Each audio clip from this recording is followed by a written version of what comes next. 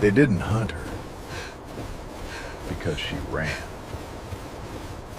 They hunted her because someone had paid to own her. Out here in the Wild West, ownership was enforced with guns. The wind came first, sharp enough to cut skin.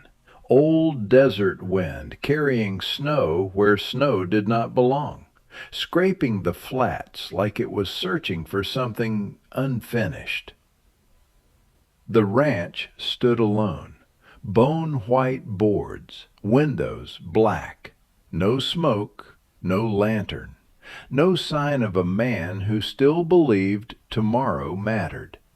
People in town said the place was empty now, said Marcus Hale was as good as dead. People were wrong. Marcus hadn't built a single thing since the winter his wife died. No new fence, no new room, only repairs, patches, props holding up a life that had already caved in. He kept the roof from collapsing, kept the well from freezing, kept the stove breathing heat into dead air. Not because he wanted to live, because he didn't know how to stop. 3 years of silence trained his body to move without sound. 3 years taught the house to expect nothing. No laughter, no footsteps, no voice calling his name like it meant something. Ash lay by the hearth, old German shepherd, muzzle gray, eyes open, watching the door the way Marcus watched it.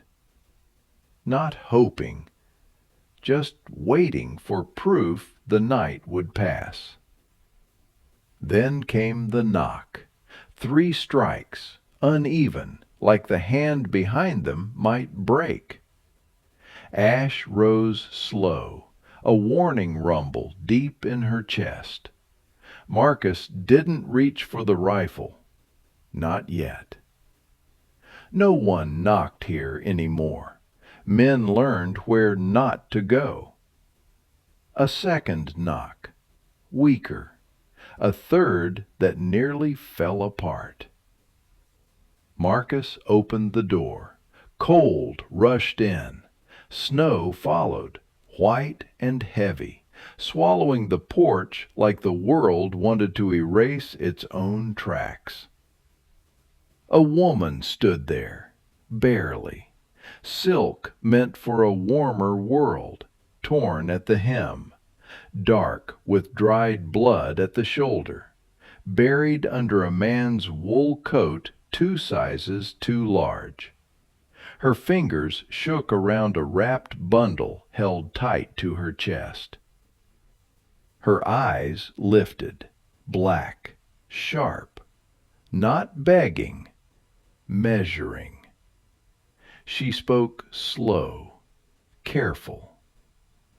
"I need shelter." Her accent was thick, breath thin, voice paper fragile, but her eyes iron. Ash stepped forward, pressed against her leg, and in that simple contact a decision was made. Marcus saw the wound then, deep, ugly. Blood stopped only because the cold stole the rest. "Come inside," Marcus said. The words surprised him. They hadn't lived in his mouth for years. She crossed the threshold and nearly fell. Marcus caught her, felt how little weight she carried. The door shut. Wind stayed outside. Ash leaned into her again, guarding without being told. The woman let out one long breath. "My name is Lynn," she said. Marcus nodded. He sat her by the fire, pulled warm water, tore cloth from an old sheet, cleaned the shoulder with hands that remembered how. Lynn flinched, but she didn't cry out, not once. "How long?" Marcus asked. "3 days," Lynn said. "Train from the coast, then running." Marcus didn't ask from what. He already knew. When he finished wrapping the wound, Lynn loosened the bundle, just enough to show thick, folded paper. "Money," she said. "Not enough to buy safety. Enough to buy choice." "I will pay," she added, quick, tight. "I will not be owned." The fire cracked. Ash watched them both. "You can stay tonight," Marcus said. "Storm will lock this place shut by morning." Lynn nodded. That was all she needed. While broth warmed, Lynn's gaze kept moving. Door, windows, counting exits. Not fear, preparation. Ash settled beside her chair, body turned outward, a living wall. When Marcus brought the bowl, Lynn ate slow, deliberate, grateful, but never weak. "What do you want?" Marcus asked. Lynn stared into the fire, then the door, then him.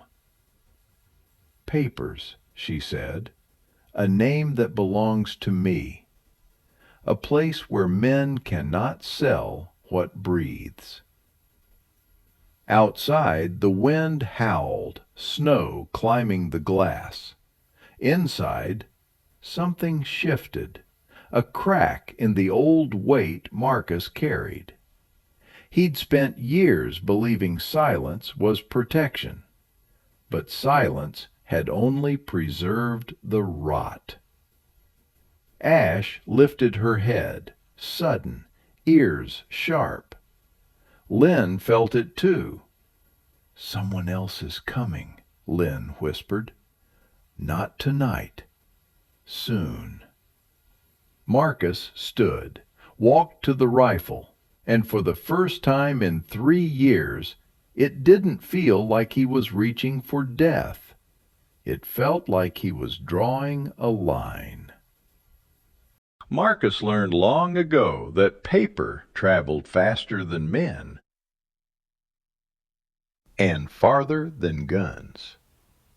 By morning, the storm had buried the land. Snow erased tracks, softened edges, turned the desert into something pretending innocence. Lynn slept sitting upright, back straight, hands folded, body trained never to fully surrender. Ash lay curled against her boots, a living wall, old bones aching, but eyes sharp. Marcus did not sleep. He sat at the table, rifle within reach, eyes on the door, waiting for a sound that never came. When dawn finally arrived, it brought no warmth, only light, flat, unforgiving. Lynn woke slowly, confusion first, then memory, then resolve. She tested her shoulder. Pain still there, manageable, good. Marcus poured coffee, set it down, no ceremony. "You were right," he said. "Someone will come." Lynn nodded. They always do. She unwrapped the bundle at last. Not just money. Paper. Contracts folded thick. Train manifests. Shipping ledgers. Names written careful. Ink pressed hard, like permanence could be forced. English and Chinese. Signatures. Seals. fingerprints crushed too deep. Marcus recognized the format instantly. Indenture agreements, transport orders, ownership disguised as employment. He had seen these before, years ago, when he worked for men who wore law like a coat they could remove. "This is proof," Lynn said. "Proof they buy women, move them, sell them again inland." She tapped a page. "This name is the man who brought me." Another page. "These names, sheriffs, judges, station masters, men who stamped paper so they wouldn't have to dirty their hands." Marcus felt something cold settle in his gut. Paper killed quieter than bullets, but it killed wider. "If they find this," Marcus said, "they won't just want you back. They will want this gone." Lynn met his eyes. "I know." Outside, Ash growled low. Hooves, distant, measured. Not a patrol. Hunters. Marcus stood, pulled on his coat.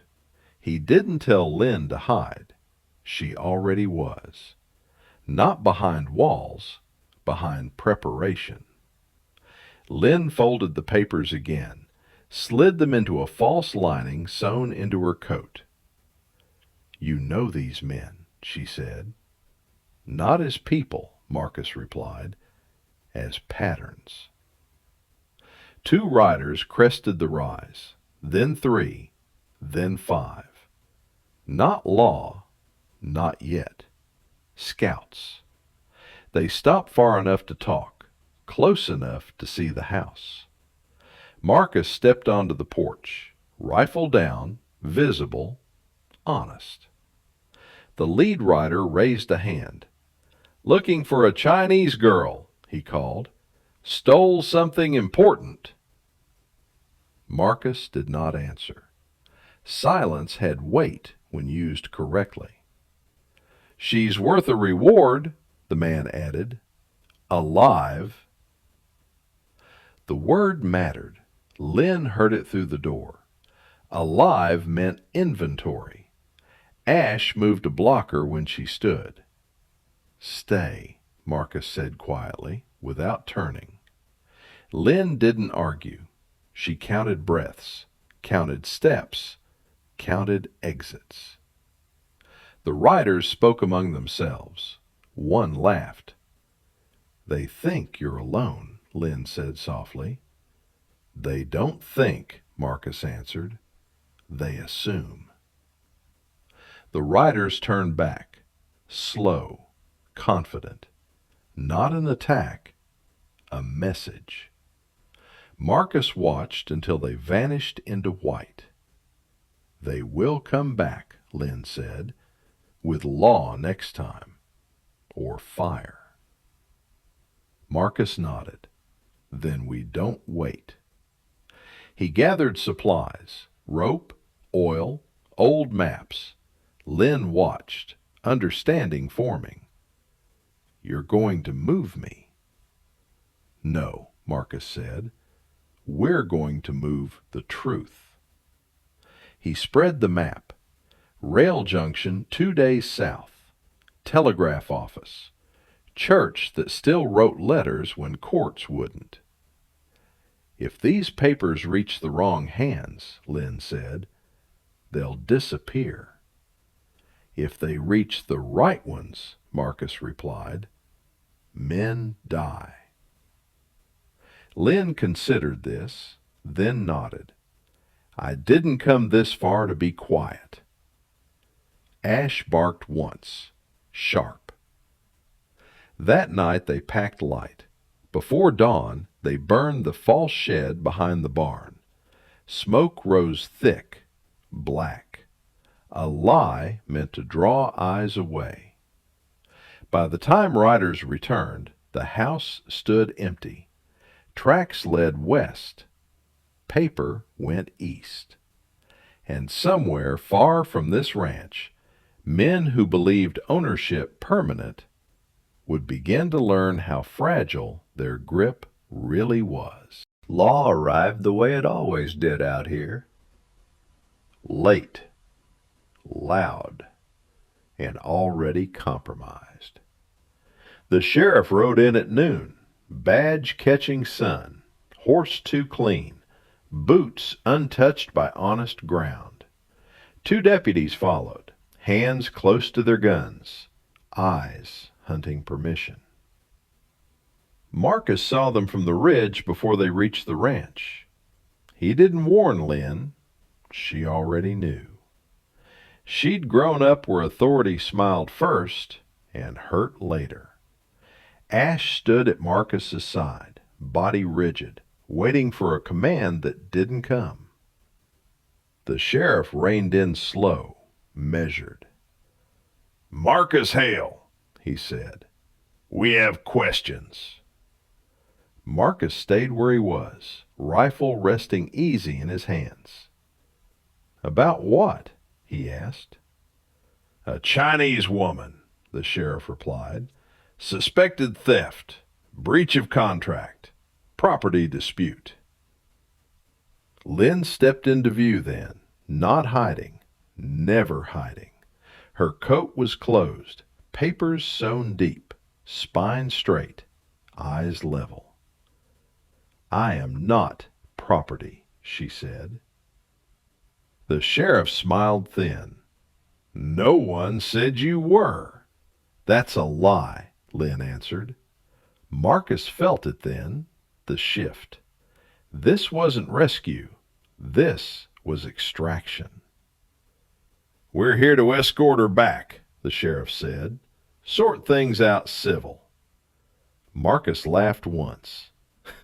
Civil left this land years ago. One deputy flinched. The sheriff's smile faded. "Hale," he warned, "you know how this goes." Marcus nodded. "I do." Another yard flashed in his memory. Another badge. Another woman crying while men talked procedure. He remembered choosing wrong. Not this time. "You ride away," Marcus said. "Now." The sheriff sighed. Pity. That's when the sound came. A match struck. Fire bloomed at the edge of the property, fast, deliberate. Smoke climbed. Lynn moved without instruction. She ran for the barn, Ash at her side. Marcus fired once. Into dirt, not flesh. The message was clear. The deputies drew. Marcus didn't hesitate. This time he fired to break bone, not kill. A scream, horse bolting, order collapsing. The sheriff shouted commands no one followed. Fire spread. Wind fed it. Marcus moved like he used to, cold, exact, unforgiving. By the time flames reached the fence, 2 men were down, alive, ruined. The sheriff stared at Marcus, terror stripped clean. "You don't understand what you've done," he whispered. Marcus stepped closer. "I understand exactly. You were paid to forget. Now you'll remember." The sheriff mounted, fled, law trailing smoke behind it. The ranch burned. Marcus watched the roof collapse. 3 years of silence turned to ash. Lynn stood beside him. "You lost everything," she said. Marcus shook his head. "I lost nothing that mattered." Ash whimpered softly.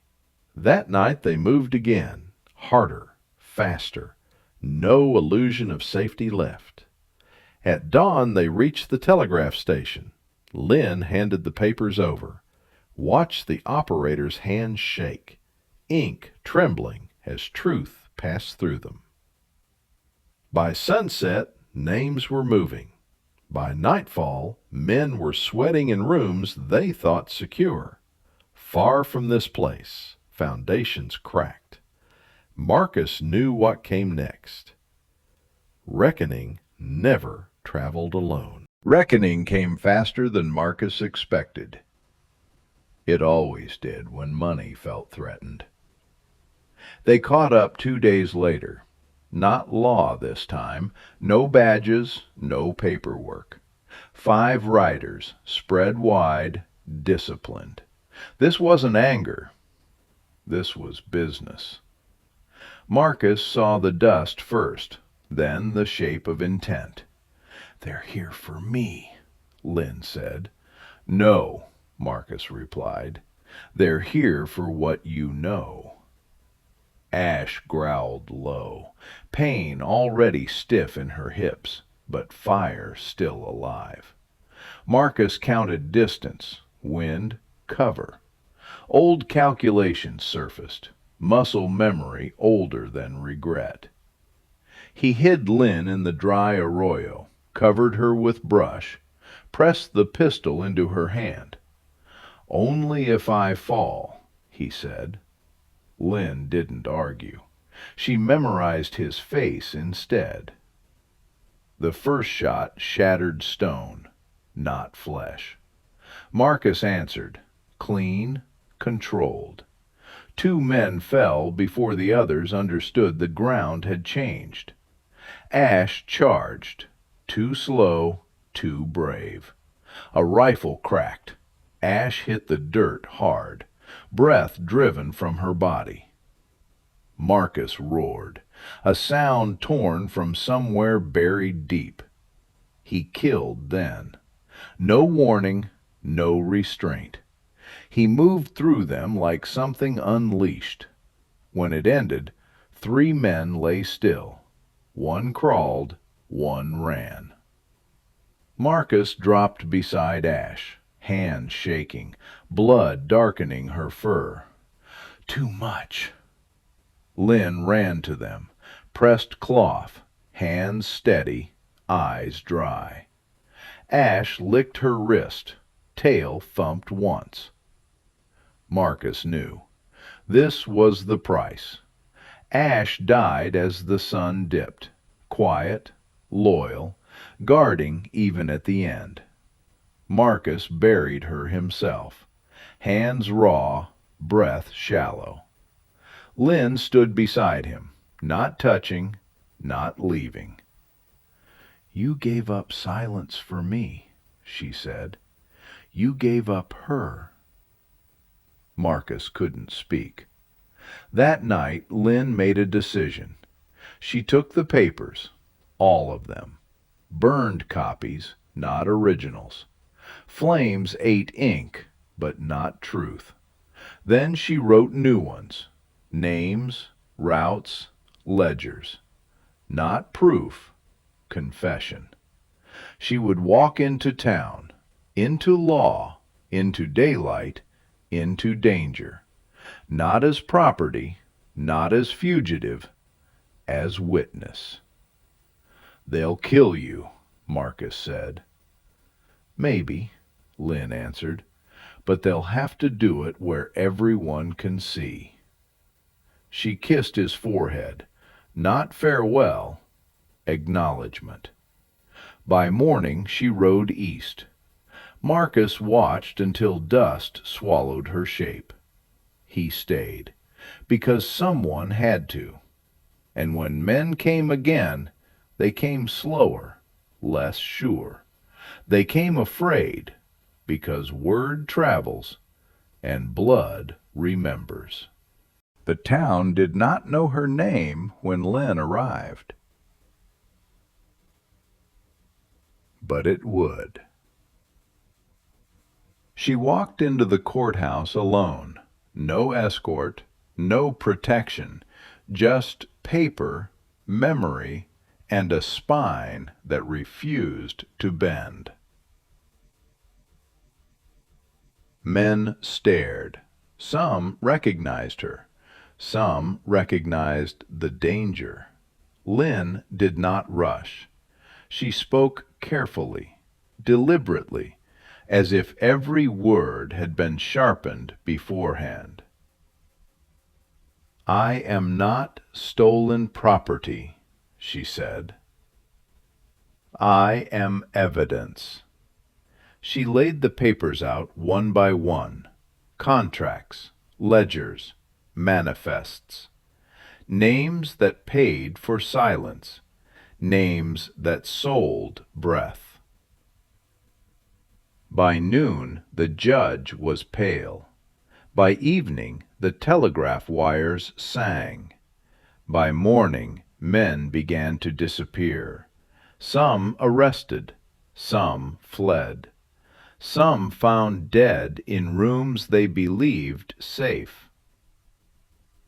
Justice did not arrive clean, it never did, but it arrived loud enough to be noticed. Marcus heard the news days later. Writers spoke in fragments, lowered voices. Stories passed hand to hand like warnings. The ranch that burned had become a marker, a place men avoided. Marcus rebuilt nothing, did not replace walls, did not refill Ash's bowl. He stayed because staying was the point. Weeks passed, then months. Silence returned, but it was different now. One morning the wind shifted, and someone walked up the path. Marcus knew before he turned. Lynn stood there, hair cut shorter, coat plain, face harder, but the eyes unchanged. "The law has a memory," she said, "short but loud. They won't come again, not here." Marcus nodded. He did not ask what she lost, or who died. Some knowledge carried weight best left unspoken. They buried Ash together beneath the cottonwood. Lynn placed a carved piece of jade at the marker. "Protection," she said. Marcus understood. That night the house felt different, still quiet, but not empty. They did not speak of love or forever. They spoke of land, of seasons, of names worth keeping. Lynn took a new name, one that belonged only to her. Paper could grant that too, if held correctly. Marcus learned to live with sound again. Footsteps, breath, fire that warmed rather than haunted. He did not become a better man. He became a truer one. And somewhere far away, men still whispered about a ranch that burned, about a woman who carried paper like a weapon, about a man who stood and did not move. They learned something the frontier never taught kindly. Some things cannot be owned. Some silences are chosen. And sometimes dust remembers, but jade endures.